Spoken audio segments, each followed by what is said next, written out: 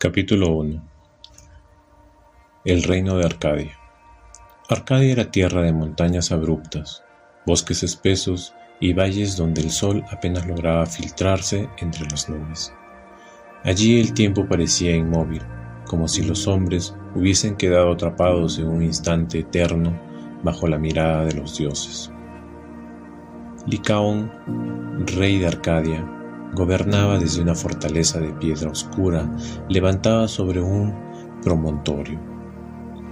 Desde lo alto veía a sus súbditos sembrar trigo, pastorear cabras y levantar plegarias a Zeus, a Hermes y a Pan. Pero Licaón, aunque ofrecía sacrificios como cualquier rey, lo hacía con un gesto vacío, más cercano al desprecio que a la devoción. Los dioses se alimentan de nuestra fe como parásitos, solía decir a sus hijos, que lo escuchaban con miedo y admiración. No hay poder en el cielo que no pueda ser desafiado. Se decía que tenía 50 hijos, fruto de múltiples uniones, y que a todos eran tan crueles y arrogantes como él.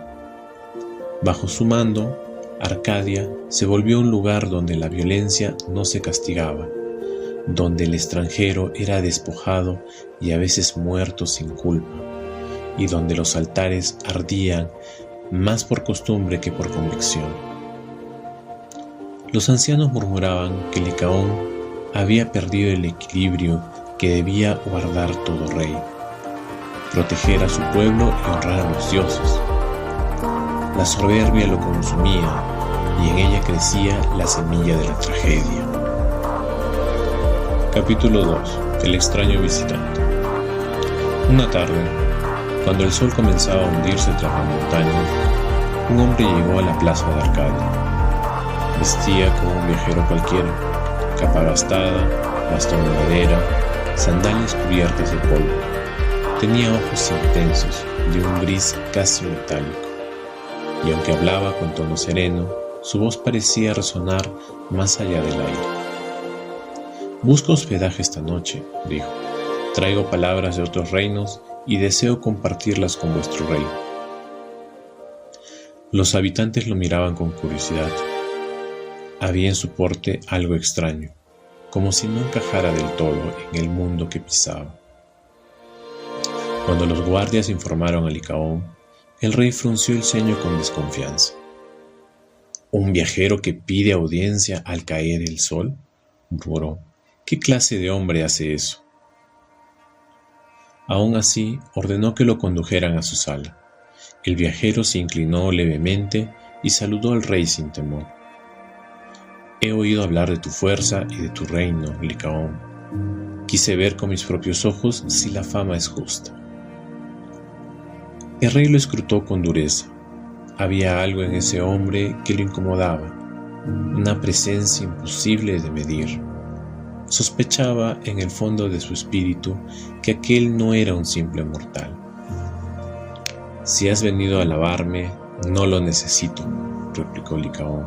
«Si has venido a juzgarme, mejor será que no hayas nacido». El viajero sonrió apenas. «Tal vez solo he venido a probar el corazón de los hombres». Capítulo 3. El banquete de la profanación. Esa noche, Licaón ordenó que se preparara un banquete para el huésped. Los hornos encendieron su fuego, las mesas se llenaron de pan, vino y carne de caza, pero en su mente comenzó a germinar un plan siniestro. «Si este forastero es lo que sospecho», dijo a sus hijos en secreto, «si en verdad es un dios disfrazado, lo pondremos a prueba. Veremos si puede distinguir lo humano de lo divino». Las miradas se cruzaron, tensas. Algunos dudaron. Otros rieron con la misma crueldad que su padre. Entonces Licaón señaló a un joven esclavo que servía aguas en las jarras. «Lo sacrificaremos, mezclaremos su carne con la de los animales. Si el forastero come y no lo advierte, será tan falso como los hombres. Si lo advierte, entonces sabremos con certeza quién es. El crimen se consumó en silencio, bajo la oscuridad. Los cocineros, temblando, cumplieron la orden. El olor de la carne asada llenó la sala y los invitados tomaron asiento. El viajero, con los ojos grises brillando a la luz de las antorchas, aceptó la copa de vino y un trozo de carne. No lo llevó a la boca de inmediato, lo sostuvo en su mano, observando las fibras, aspirando el aroma. En ese instante, el silencio se volvió insoportable. Los hijos de Licaón contenían la respiración.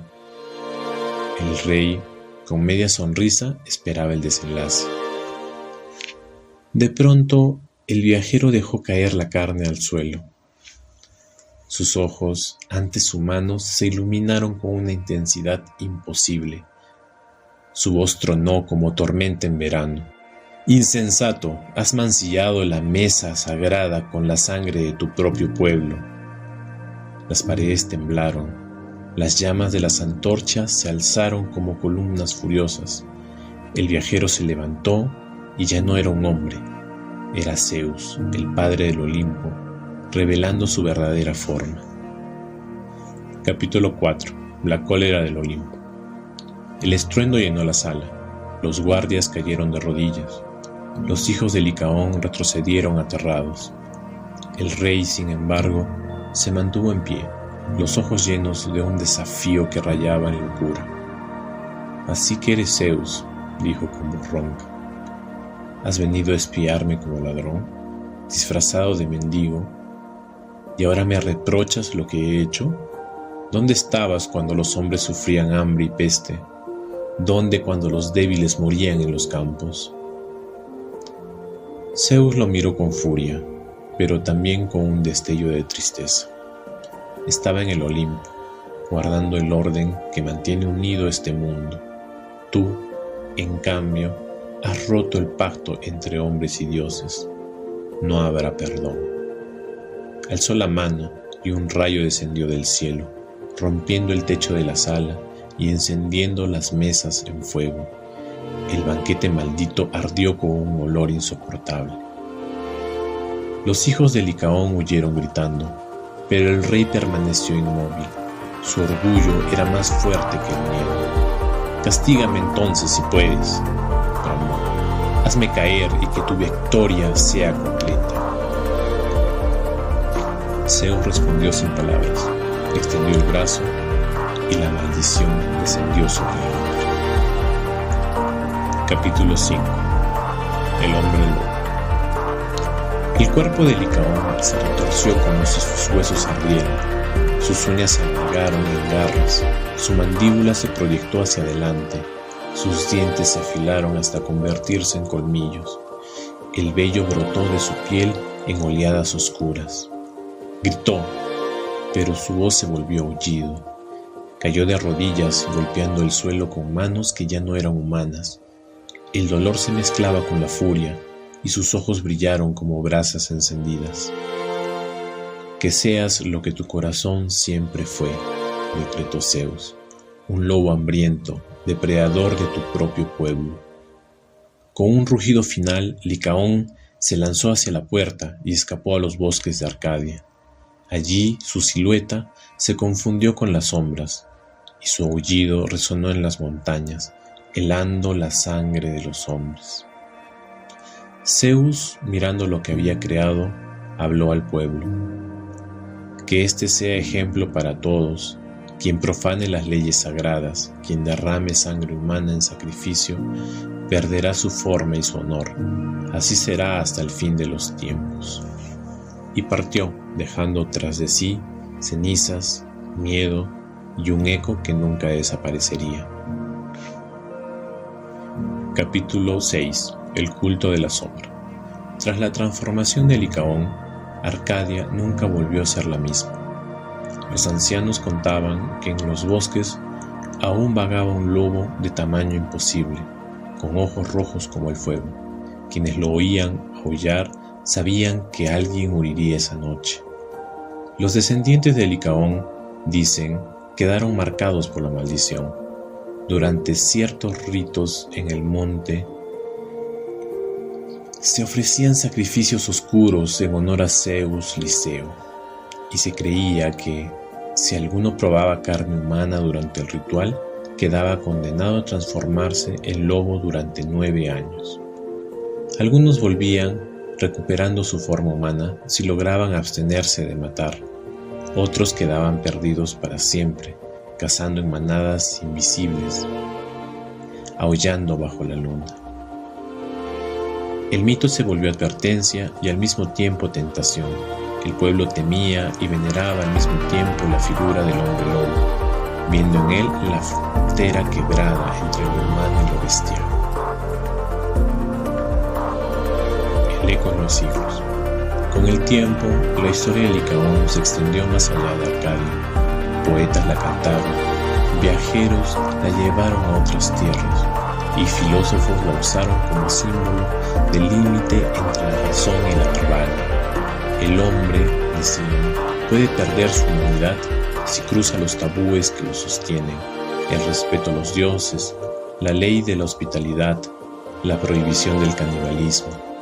Licaón se convirtió en advertencia eterna, el hombre que quiso desafiar a Zeus, el rey que convirtió un banquete en crimen, el padre de los licántropos. Y cada vez que la luna llena brillaba sobre las montañas de Arcadia, los pastores aseguraban escuchar un aullido lejano, como un recordatorio de la bestia que nunca muere del todo, solo espera en las sombras. Epílogo. El mito de Licaón cumple varias funciones en la mitología griega. Es un tabú del canibalismo, muestra el poder de Zeus, el nacimiento de la licantropía, la simbología y su influencia posterior en la historia. Como tabú del canibalismo, la transgresión máxima de Licaón es mezclar carne humana en un sacrificio. En Grecia, el canibalismo era lo más impuro y prohibido, y el mito lo refuerza mostrando que quien lo practica pierde su humanidad.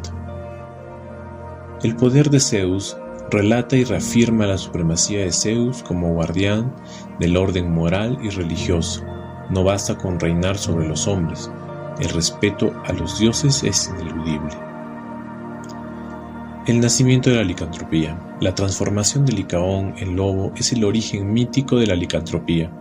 En Arcadia se celebran ritos oscuros en el Monte Liceo, vinculados con la creencia de que hombres podían convertirse en lobos. La simbología del lobo representa la pérdida del control, la ferocidad irracional, el instinto desatado. Licaón se convierte en lo que era interiormente, un depredador que destruye a su propia gente. La influencia posterior de este mito pasó a Roma y a la tradición europea, y siglos después se fusionó con las creencias populares medievales, hasta formar la leyenda del hombre lobo, tal como la conocemos hoy. El hombre que bajo la luna se convierte en la bestia.